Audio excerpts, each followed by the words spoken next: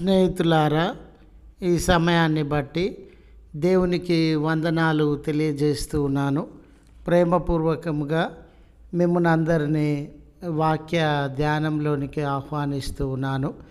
దేవుని యొక్క వాక్యము ఈ గుడ్ ఫ్రైడే దినాన చర్చ్ ఆఫ్ సౌత్ ఇండియా పంచాంగం వారు మనకు అందించినటువంటి అంశము సిలువ మరణం యొక్క అంతము.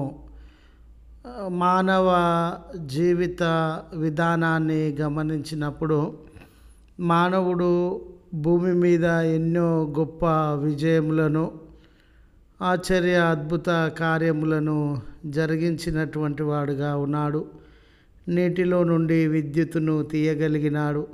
సముద్ర గర్భంలో నుండి గ్యాస్ను వెలికి తీయగలిగినాడు.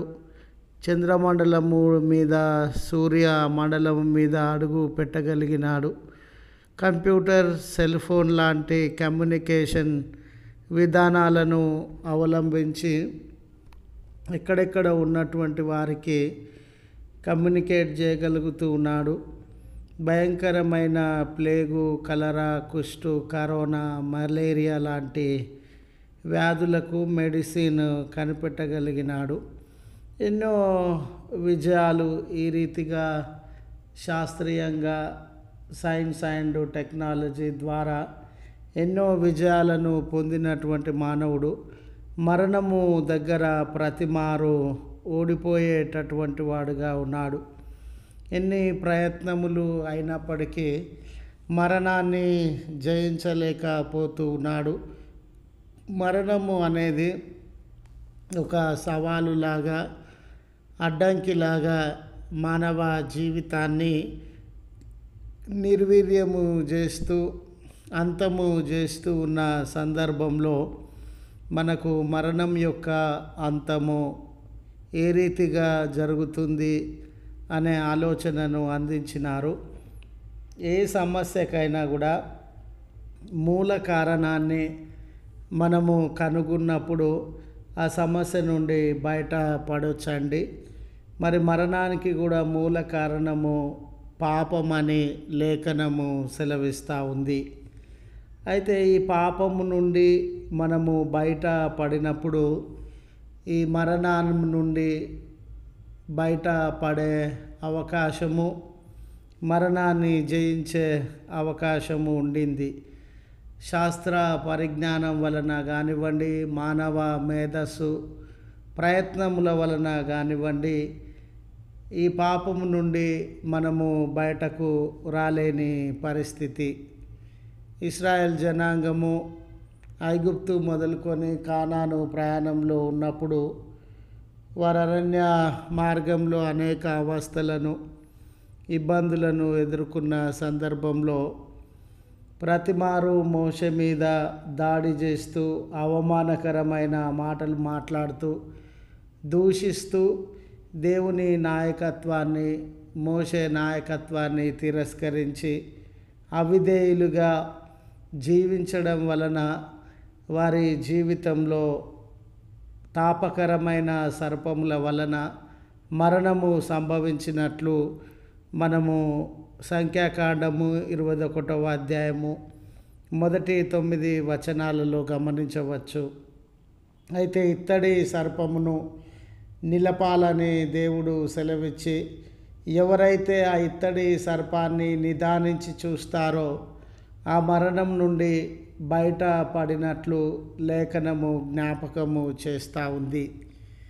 స్నేహితులారా, ఈరోజు పాపానికి లోనైన మనము, మరణానికి లోనైన మనము సిలువ వైపు నిదానించి చూడడం అంటే, ఈ మరణానికి నా పాపము కారణమై ఉన్నది, నా పాపముల విషయమై నేను పశ్చాత్తాపపడవలసి ఉన్నది, పాపం అనేది భయంకరమైనది, నన్ను బంధకాలలోనికి, మరణంలోనికి నడిపిస్తుంది అనే ఆ కాన్షియస్ మనమందరము కలిగినటువంటి వారంగా ఉండాలి.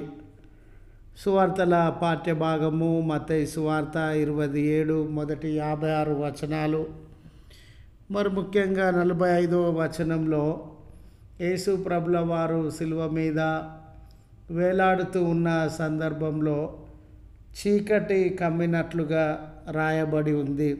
చీకటి అనేది దేవుని యొక్క తీర్పును, దేవుని యొక్క శాపాన్ని, పనిష్మెంటును తెలియజేస్తూ ఉంది. ఐగుప్తు దేశంలో కలిగిన తెగుళ్ళలో చీకటి ఒకటని గుర్తు చేస్తూ ఉన్నాను. అంటే స్నేహితులారా, ప్రభుల వారు పాపమును మన నుండి దూరపరచడం కొరకు, తద్వారా మరణమును మన నుండి దూరపరచుట కొరకు ఆయన సిలువలో బలియాగమైనటువంటి దేవుడు. మన పాపములన్నీ, నేరములన్నీ, దోషములన్నీ అతని మీద మోపబడి శాపగ్రస్తుడిగా, తీర్పు, శిక్ష అనుభవిస్తున్నటువంటి వాడుగా మన పాపములన్నీ ఆయన సిలువలో భరించి వాటిని దూరపరిచినటువంటి దేవుడుగా ఉన్నాడు. అంత మాత్రమే కాదు స్నేహితులారా, ఆయన మరణాన్ని జయించి తిరిగి లేచినటువంటి దేవుడుగా ఉన్నాడు. పాపానికి ఉన్న ఒకే ఒక ముళ్ళు మరణం అండి. సిలువలో దానిని భరించి ప్రభుల వారు విరిచివేసినటువంటి వాడుగా ఉన్నాడు. గనుక ఆ పాపానికి ఇప్పుడు బలం లేదు, పాపానికి ఇప్పుడు ముళ్ళు లేదు. గనుక మన మీద మరణాన్ని అది కలిగించలేదు. యేసు ప్రభుల వారు ఏ రీతిగా మరణాన్ని జయించి తిరిగి లేచినారో, ఆయన యందు విశ్వాసముంచిన ప్రతి వారు మరణాన్ని జయించి తిరిగి లేస్తారు. మరణానికి అంతం ఉందండి. మరి ఆ మరణానికి అంతము ఏ రీతిగా ఉందనంటే, అది సిలువ కార్యము వలననే సాధ్యమైనటువంటిదిగా ఉంది. ప్రభుల వారు మరణాన్ని జయించి తిరిగి లేచుట వలన మనల్ని అందరినీ మరణం పైన విజయాన్ని అందించినటువంటి వాడుగా ఉన్నాడు.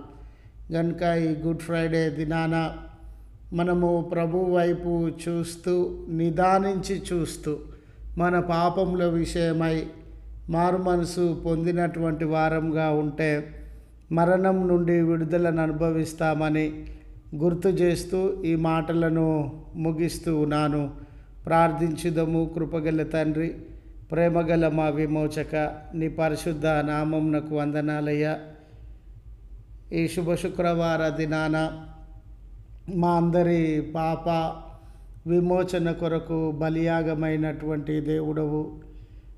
ఈ దినాన మేము సిలువను ఒక అలంకార వస్తువుగా, ఆచారంగా, సాంప్రదాయంగా చూడకుండా నిదానించి నా పాపముల కొరకు, మా పాపముల కొరకు బలియాగమైనావని, ఎప్పుడైతే మా పాపములను, తప్పిదములను బట్టి మేము చింతిస్తామో, మీ యందు విశ్వాసం ఉంచుతామో విడుదలను అనుభవిస్తామని, ఆ కార్యాన్ని జరిగించిన విధానమునకు మీకు కృతజ్ఞతలు చెల్లిస్తూ ఉన్నాం. కనికరించుమని, ఈ ప్రార్థనలో ఏకీభవించుచున్న బిడ్డలందరిపైన మీ కృప చూపుమని క్రీస్తు పేరట వేడుకొనుచున్నాం తండ్రి. ఆమెన్. తండ్రి, కుమార, పరిశుద్ధాత్మ త్రియేక దేవుని దీవెన మనందరికీ తోడై ఉండి మనలను కాపాడునుగాక. ఆమెన్.